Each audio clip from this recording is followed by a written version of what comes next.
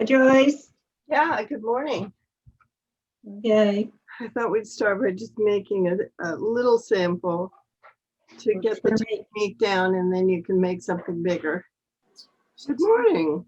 Hi, good. Hi, how are you? I'm good. How are you? Good. You know, I normally have an exercise class at this time, but I don't have it today. So I thought, is it all right if I just watch for a while and see what you do? Absolutely. Delighted to have you. Well, thank Janet, you. this is Rosamond. Rosamond is my neighbor, and we almost never see each other. I know. Building. I know. Hi. I'm trying to find my, oh, there they are. Clothes. Janet had asked us to talk about Bargello, so I've been trying to work up to it. Because Bargello project can be a little daunting, so I've been trying to build up to it. Thought I'd concentrate on the basics today and give you some of the principles for designing your next project, and we'll see what you have in mind. I've seen Bargello needlepoint. Yes, It's kind of like V's. that's right. It began as a needlepoint technique. Okay. Quilters steal all kinds of stuff. Oh. So I put some thoughts together to get us started this morning. Yes, there you go. Like here's a Bargello quilt.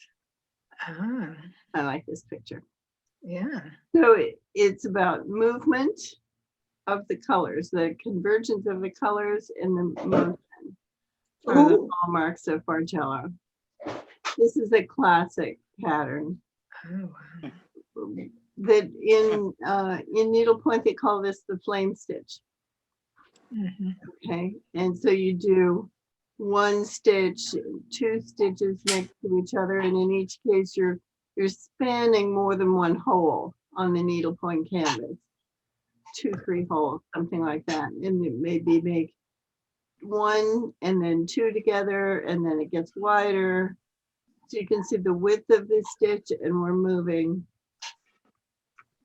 And that's what we're going to try to recreate with quilting. So as you add each strip, and this is what I said the last time, you want to check the joints by feel because you want those points to come together just right. And you can do that basically with your fingers. You can feel it. If they're too far apart, you'll feel a sort of trench. And if they're too close together, you'll feel a ridge. So you train yourself to feel that they're in the right position. I pin each seam. I'll show you a method that does not involve pinning, but it takes some practice. And you want to guide each joint carefully through underneath your sewing machine and press it flat and then press it open. So we'll press it 2 times basically. And then you add the next strip. So the goals are to have everything be flat and even, and consistent seams are very important. So if you have a foot with a guide, this is a good time to use it. These are skills you need for Bargello, but they're also skills you need for everything else in quilting. So it's a good practice run for a whole bunch of reasons. So I like to begin with a small project, especially when I'm doing a new technique, to make sure I like it and to make my mistakes on a little project that if I wind up throwing it away, it's no great loss, you know, or I can turn it into something small. So it's a small investment of time and money. You decide whether or not you like the pattern, or maybe you don't like the way the colors came together. And you can learn whether you like doing this, you know, do you like it well enough to make a queen size quilt or a king size quilt, which is a huge, humongous investment in your time and money. So this way you can figure out whether or not you like it. So what I started out doing was, this is going to become a doll quilt because it was a good size for a doll quilt. And one of the proposals I had sent you was to do this heart, which I thought would be really nice. What I realized as I was laying it out, though, is it has some complexity to it. It's not insuperable, but as a beginner project, it's a little bit unfair because it does have some twists and turns. So I'm going to start today with just the doll quilt approach. Good morning, Betty. Good morning. Hey, Betty. Hi. Betty, this is Rosamond, who's my neighbor, and Betty is one of our wonderful quilters in this Good home. morning, Betty. Good morning. Right. That's beautiful. Did you just whip that up over the weekend? Yeah, I did. That heart is beautiful. The heart is beautiful, but I decided it was a little too complex for a beginner project. So I'm not going to do that one today. If anybody bought materials for the heart, we can talk about that later, but let's do the practice piece first.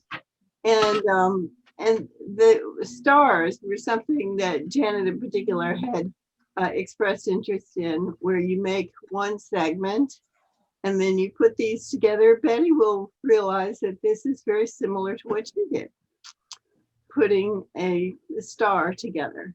So each of these points is a separate square, a separate block that we will put together and get to assemble them. And then of course you have to deal with the margins as well. So this is an 8-pointed star and this is a 6-pointed star. The principles are exactly the same. The angles are different. This is a 60-degree angle. This is a 45-degree angle. So in a square, I'm sorry? Is one angle easier than the other? No, they're exactly the same. It's just that you have to watch your angle. So how many degrees in this angle here? 45. Oh, no, 90. That's 90. 90. That's right. When it's a square, each point is 90 and a half of that is 45. So this is a 45-degree angle. Oops, hit the wrong button. So this is a 45-degree angle. This is a 60-degree angle. So this point is the 60 degrees. All right. So, and I'll show you a little bit about that in the end. I mentioned in my message last night that I kind of would like the day off next week, but it occurred to me that we could get together and just be social next week. I have no problem with that. I'll be sewing away. So if you want to bring a project and just be social next week, but I'd like a day off from preparing the agenda. Okay. I'm surprised you didn't take a day off long before this. So anyway, so all the things that we're going to learn making this little doll quilt or table runner or whatever you want it to be. Pot holder. A pot holder. It could be a pot holder. Absolutely. I can always use another pot So holder. it takes some practice. So we're just going to do a practice piece, and you'll see from what it takes. It takes only a snippet of 6 or 8 different fabrics. So it's not a big, costly project either.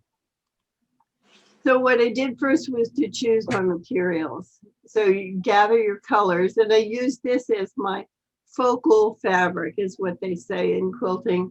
You know, you choose a patterned fabric, and then you choose things that complement the patterned fabric. And I was looking for something girly. I'm going to give this doll quilt to a little girl. Also, if since this is actually an experiment, you're playing around with it, one thing you could try is use something with a direction to it. So you can see this is a directional quilt, a piece of fabric. It has a specific direction to it. The persons are either right side up or upside down or sideways. There's a specific direction that it seems to call for. And so I was playing with how's that going to work out in my quilt. So these are the fabrics I chose. And just for purposes of this experiment, I chose 1.5 inch blocks. 1.5 inches strips is about all I want to do. That means that in our quilt, we're only going to see 1 inch because we lose a 1/2 inch. Remember, you lose a 1/2 inch in the seam on either side of it. So all we're actually going to see in the finished piece is 1 inch, and we have to cut 1.5. And in real life, you're probably more likely to be dealing with a 2.5-inch wide strip. If you want to do 2.5, that's great. You're just going to need that much more length. So what I used was 1.5 by 18 of each of these pieces, and I have 2 such pieces. So one width of fabric divided by 2 is perfect. And, or if you have a fat quarter, just take a 1.5-inch strip off the long side of your fat quarter, and you've got 22-inch strips, which are wonderful. So here I just did them in bright colors so we can see them a little bit more easily than my pinks that meld together a little bit. So on each strip, you're going to lose a 1/2 inch because of the 2 seam allowances, 1/4 inch here, 1/4 inch here. We'll see in the finished piece is just the 1 inch. For 1-inch strips, you cut 1.5, which means that our piece is going to be 8 inches wide if we do 8 of them. I've got 6 in this picture, but I would recommend you do 8. And if you use 2.5-inch strips, you're going to need more length because we're going to cut it the other way and we'll need twice as long. And it'll be a 16-inch wide piece. So you can decide what you want to play with. You could make 6 colors. It's up to you. No rules. All right, so you cut these strips. I cut 1.5 by 22s. And decide what sequence I'm going to put them in. And you assemble your strata. So the strata is just strip, strip, strip, strip, strip, all in a row like that. And we're going to need 2 of them. I turn them this way. If you turn it upside down, they're exactly the same. So you can put them end to end, or you can put them sideways, either way. Now we're going to make a tube. Now we've got these together. I'm going to take the purple one and right sides together, attach it to the yellow one. So now it's one circular tube. Morning. This is actually Karen Stram who's joining us, but she likes to come in under an alias, so that's all right. So, and I've pressed all the seams in one direction. So I squared up, trimmed the ends, so I now have a perfect rectangle, and I'm going to sew the purple one to the yellow one to make it completely a circle. And you'll see why in a minute. So now I'm going to fold that in half. I've made a circle, so I'm looking at the back sides of it no matter what I do. And I'm going to cut it neatly the other way around. So now I'm cutting it like that. And now I have these little strips. And because it's a circle, it doesn't really start with yellow and end, and purple, it really doesn't have a starting point. So I could really make it start wherever I want it to start. So these are our rainbow strips, and they're all tubes. They're all circles. So now we start laying them out to make our pattern. So you use your seam ripper to divide the loop where you want it. I'm using a small scissors instead of a steam ripper because I can't find mine. Sure. The advantage of the seam ripper is that you can aim it more accurately, and you can just make sure that you're cutting just the seam thread and not the fabric. Yeah. So that's the advantage of that tool. So you can see here I'm starting to lay it out in a pattern.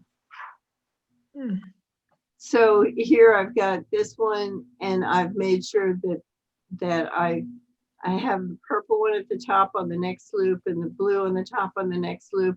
Or if you laid it flat, you can just take them off and move them. And here you can see my pinks. And here's the pattern I'm doing. Okay. Ah. So follow this dark pink. Oh, I like that. So yeah, the theme travels through. Oh, interesting. Okay, so you one No. color, They do follow say one no. color, and you'll see the pattern. All right, now I can They know who you are. And you can see I put in the picture one of my loops, so I can decide where I wanted to open. Then she And make sure you get it right side up versus upside down, which is very easy to do when you're in a circle. So, but you can see me laying it out. This one, I cut it in the wrong place. Fine. So I'm just going to fix my mistake Where's the picture? by pulling the bottom two and putting them at the top, reattach it here. And similarly, this guy, I'm going to take these three off and put them at the top and reattach it. And the reason I lay it out like this is so that you can see whether or not you put that strip upside down. It's very easy to do. And when a big piece, you're going to need a big place to lay it out. This I have my design wall, and I'll attach it to my design wall. And just hang each strip, just pin it at the top, let it hang. But at least you get them all lined up correctly. Joyce, Yes. what do you do about nesting seams? Do you worry about that? The seams? Nesting them. Yeah, I'll show you in a minute. I've got a slide here. Okay, so I'm moving these to the top. Make sure that the pattern is all lined up. See what I did? I didn't even notice till I looked at this picture. This piece is upside down.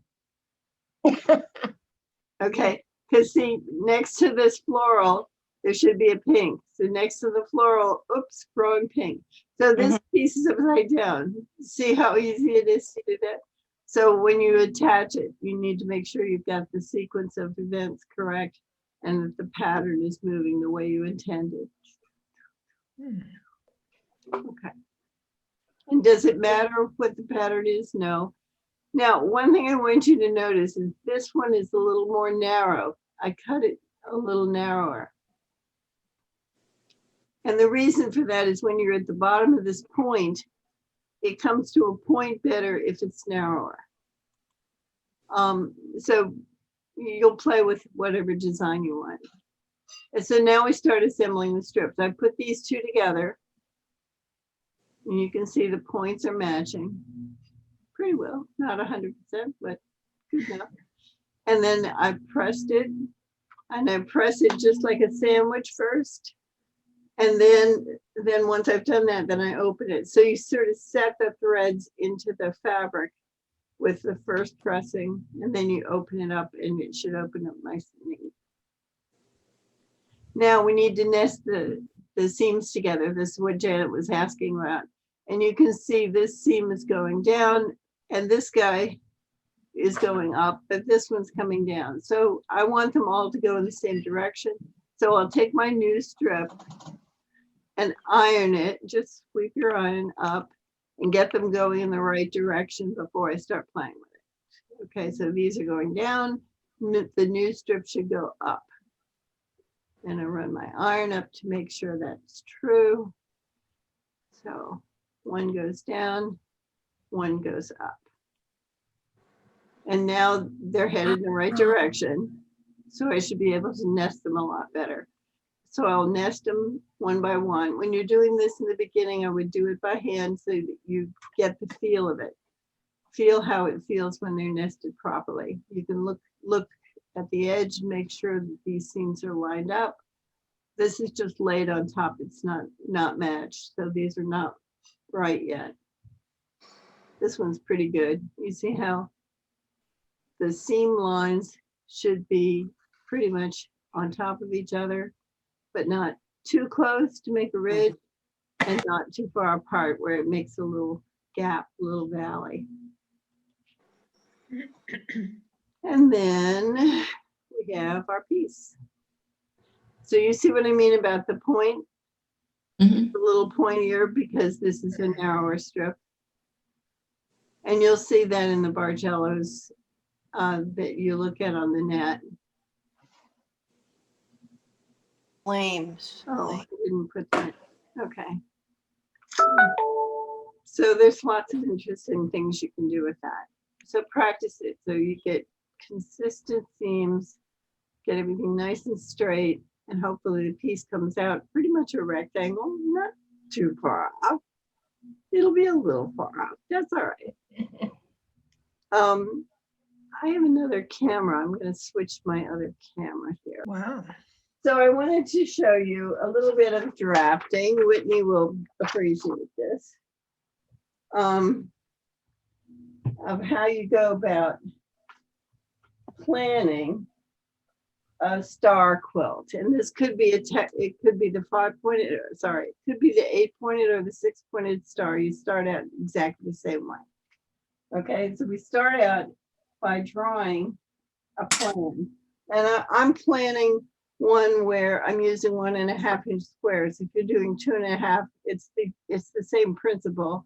So in terms of planning for this step, you can go ahead and just use a 1-inch finished, which would be cut to 1.5. We'll just plan it that way because what we're doing is figuring out how our colors are going to work together. So if I want to make a second line that's 1 inch from this line, watch what we can do with a ruler. I just slide it up until my 1-inch line is right on top of the line I just drew, and draw the next line. So it's pretty easy. So I've got 3 lines. I need a third one. Wow, that just took me back.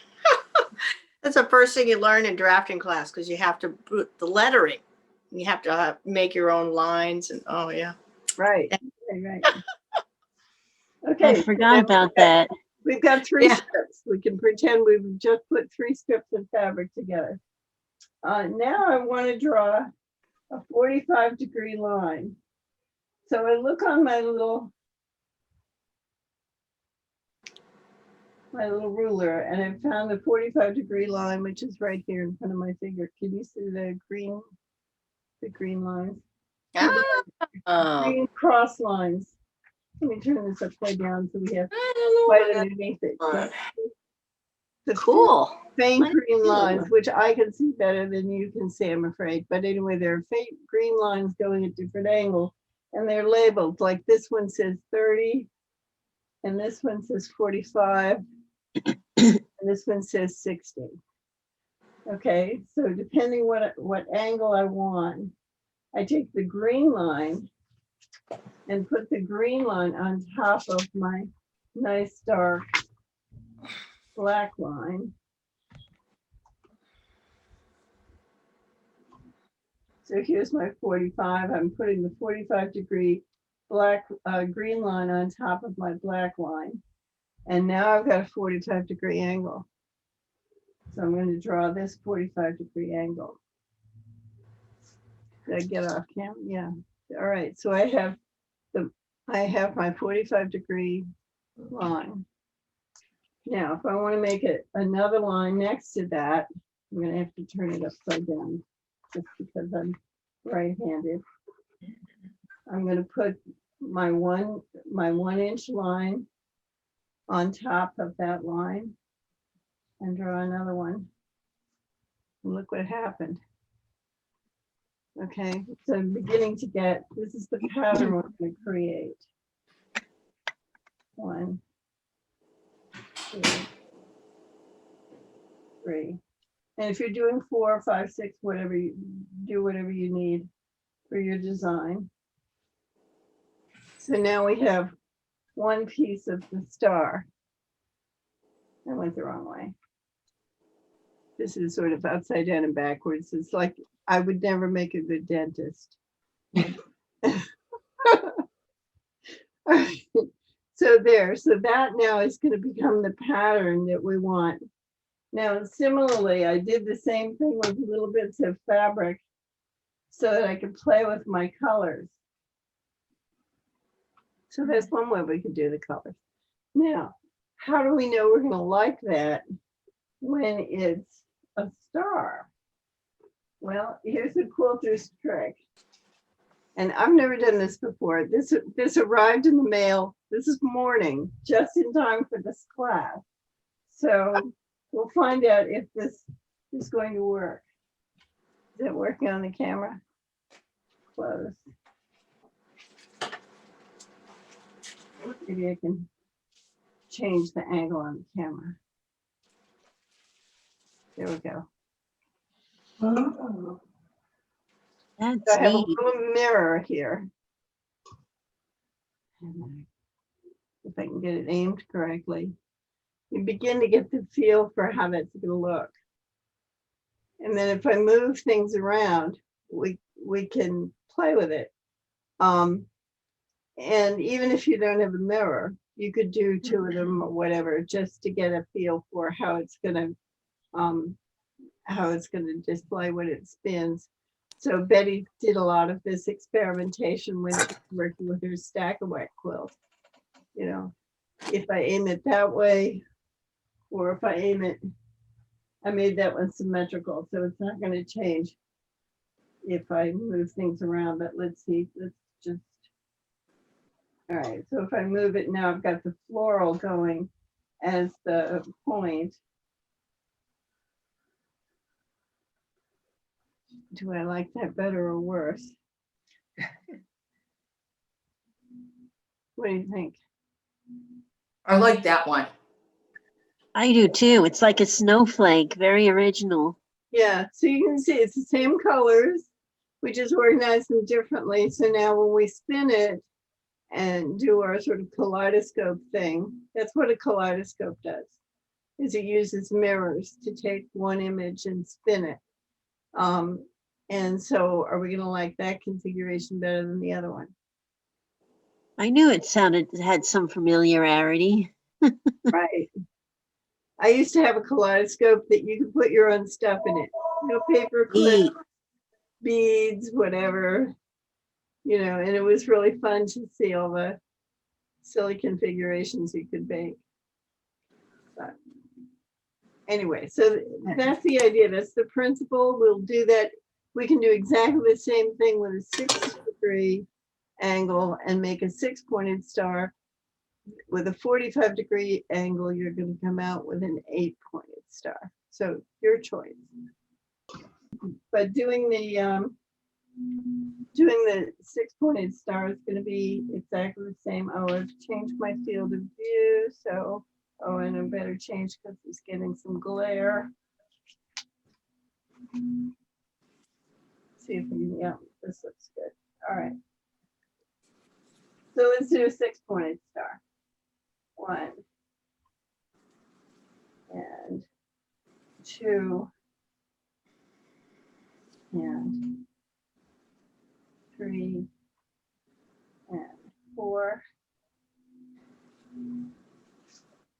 So there's 3 pieces of fabric. 4. And I'm going to take my 60-degree angle. There it is. Yes. And it doesn't want to. It's in the right place. Yeah.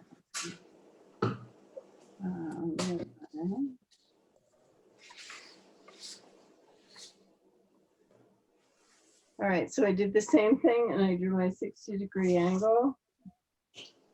And now I'm going to put more parallel lines. Again, I'm drawing 1-inch width. So you can see there are two critical measures. Remember, I always look for the critical match point.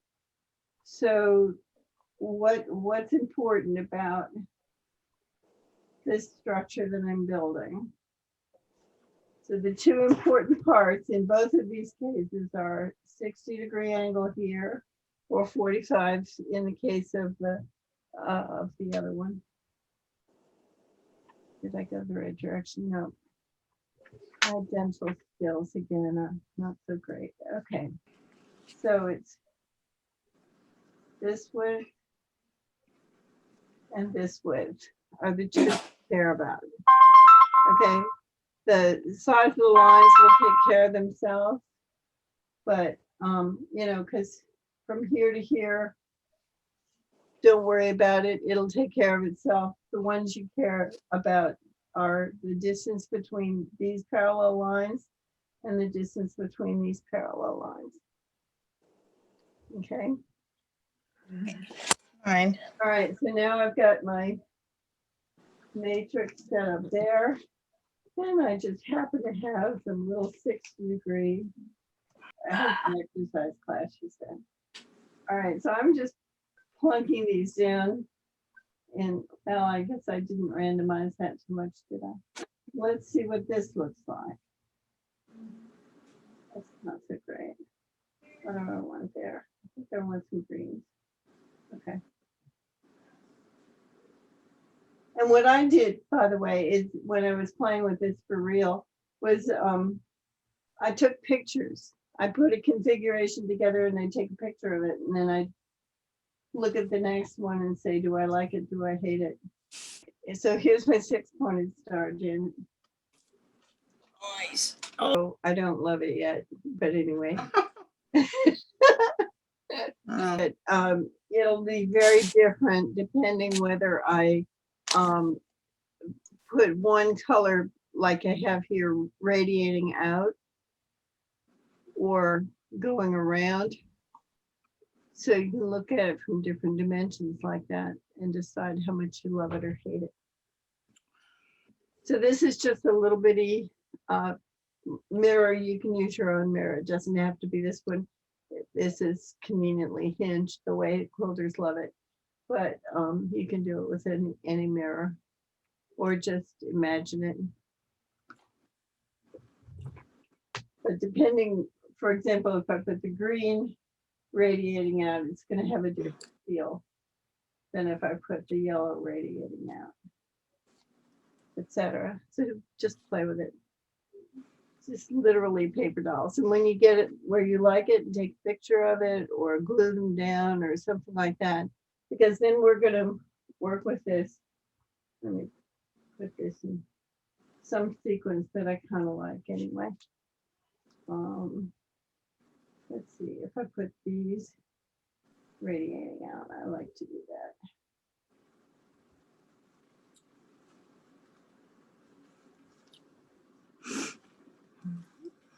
That's good enough for what we're talking about. All right, so I've got this. Let's say I glued these down. Now, when I go to make my strips, I'm going to have one set of strips like that, right? And one set of strips like that. And one set of strips like that.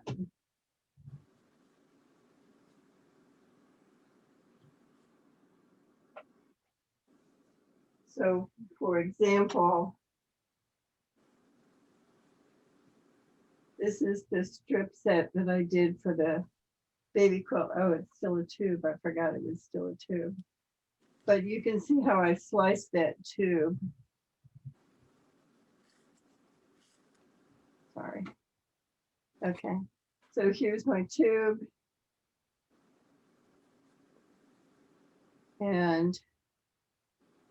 And then I sliced it in order to make the strips you saw before. Now this is from my star.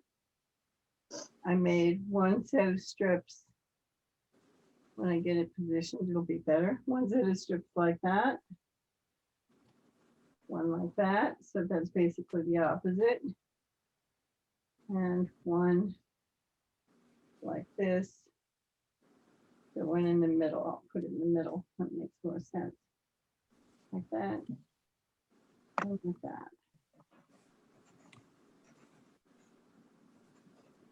So in the case of an angled one, before you put your strips together, I would cut this angle at the end of every strip.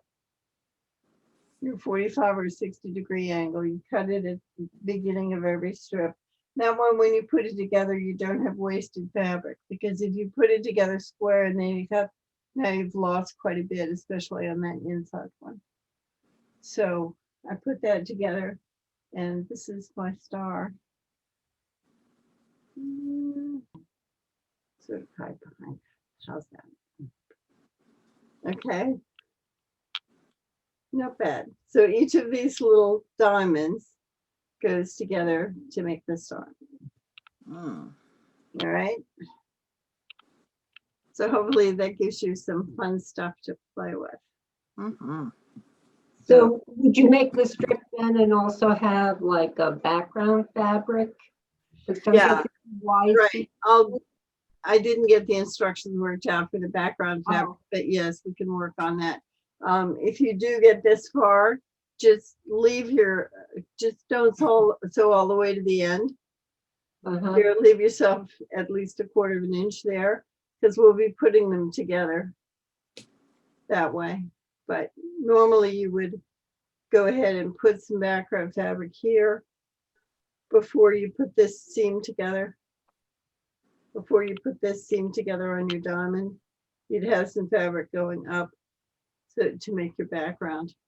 And I'll work out something that sounds reasonable.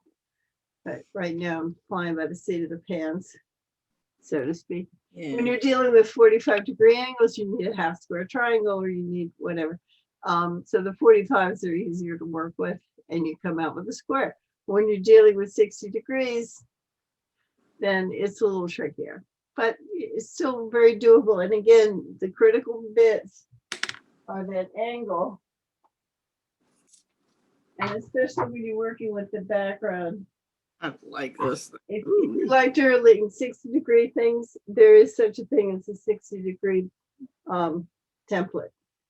So Okay, I have yeah. one of those, but That's what I just. not critical. As you saw, you have the wherewithal to do 45 or 60-degree angles just with your regular quilting ruler.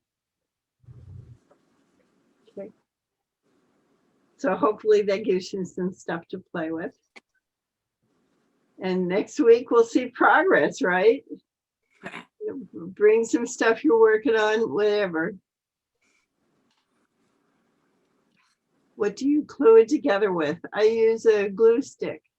You can get it in CVS. It's a regular kind of thing you buy for kids for school. Karen wanted to know what we use to glue the little bits of fabric to the paper.